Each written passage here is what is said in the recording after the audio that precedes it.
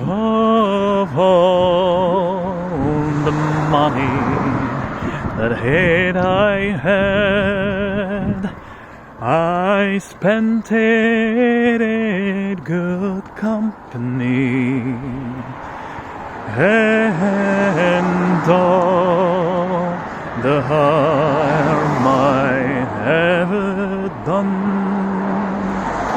alas, it was to none but me.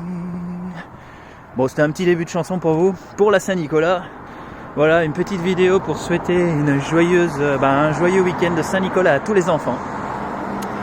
Et leur envoyer mon sourire, comme d'habitude, comme toujours, depuis février, comme toute l'année en fait. Où que ce soit dans la rue, partout. Et c'est indispensable, comme toujours, je peux pas, je m'en lasse pas. Et donc échangez bien ça, c'est en fait de ça que les enfants ont besoin.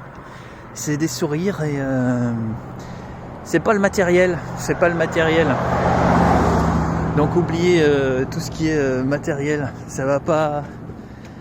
C'est pas ça dont ils ont besoin.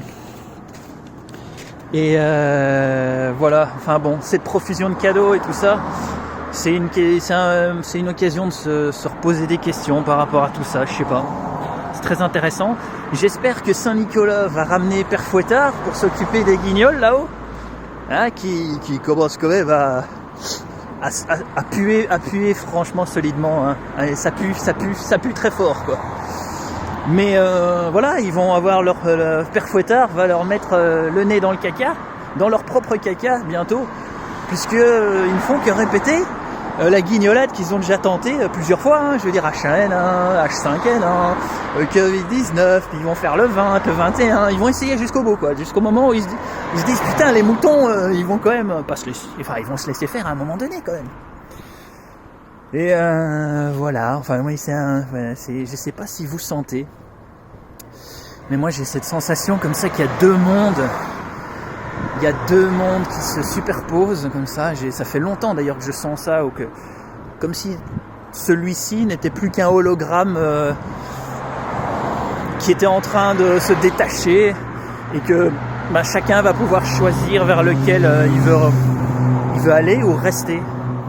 Et c'est très très bizarre cette sensation, vraiment comme si moi je n'avais plus d'accroche du tout avec cette télé-réalité, parce que c'est devenu en fait plus qu'une télé-réalité. Mais ouais, ce n'est plus que, je veux dire, tu es en train, puis tu regardes la télé, puis tu restes chez toi, et puis en fait, quand tu vas dehors, il y a encore des humains, enfin ils peuvent sourire, enfin on a toujours vécu comme ça, on a toujours eu des petits virus sympathiques qui sont là pour nous, on en a besoin pour notre survie, notre adaptation, et voilà. Bref, du coup, voilà, c'est chouette. C'est chouette parce que cette télé-réalité, elle coûte cher, parce que bon, ils vont quand même acheter avec votre fric toutes des saloperies, et puis ils vont continuer leur petite partouze et tout ça, de toute façon, donc voilà, il faut les laisser partir gentiment.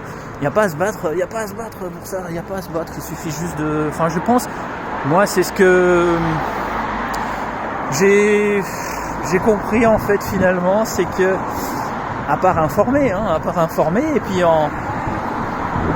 puis s'adapter par rapport à ça, être créatif, parce que de toute façon, comme le Titanic, ils vont droit à leur, enfin tu vois ça, ils continuent.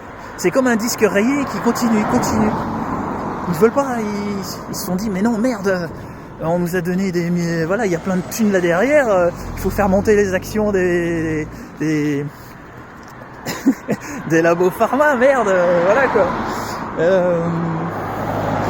Il y a des trucs pas chers qui soignent. Ah non, ça on veut pas. Et donc, mais écoutez, c'est une télé-réalité, on a tous payé très cher pour l'abonnement, hein, on paye toujours très cher pour l'abonnement.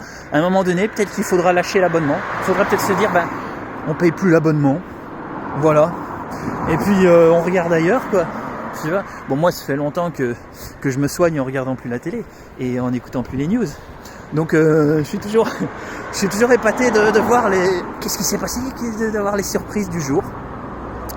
Là, j'ai dû prendre le métro, ça faisait longtemps que j'avais plus pris le métro. Et c'était toujours aussi drôle, quoi. Je veux dire, bon, dès que je vois un enfant, moi je souris, ça c'est sûr. Mais du coup, il se dit, oulala, là là, un humain normal. Oh, un humain normal. Tu vois. Et oui, parce que moi je veux pas contribuer à la destruction psychologique que ces gens font, quoi. Voilà. Et donc je me suis dit, bah tiens, c'est bizarre, il n'y a pas quelqu'un qui vient tout nettoyer, chaque fois qu'il y a une personne qui rentre et qui sort, nettoyer là où on touche partout. Tu vois, donc ça n'a aucun sens en fait, parce qu'on sait très bien que ces petits sympathiques virus, bah, ils voyagent plus par les contacts, comme toujours, hein, comme tous les autres, la grippe, les machins. Bref, voilà. Eh ben, on va pas parler trop de lui, c'est un pauvre gars, quoi. Il a été embauché et il s'est fait arnaquer, quoi. Enfin, je veux dire, il est juste au service c'est un comédien, quoi. C'est un comédien. En fait, c'est comme ceux qui vendent leur cul, comme Gad Elmaleh, qui vendent leur cul pour des banques, tu vois. Et voilà, mais il est gentil, lui, il faut le prendre dans ses bras. C'est juste qu'il a juste besoin qu'on le prenne dans ses bras. C'est tout. Donc si vous voyez Covid, prenez-le dans vos bras, faites-lui un gros câlin. Il a juste besoin de ça. Tu lui dis, écoute, laisse tomber ce boulot. Laisse tomber ce boulot. Tes employeurs, non, change. Faut arriver, change de boulot. Au pire, n'en prends pas. On t'aidera, on s'entraidera, on est solidaires, on trouve des solutions solidaires. D'accord ? Donc, belle Saint-Nicolas à tous et à toutes.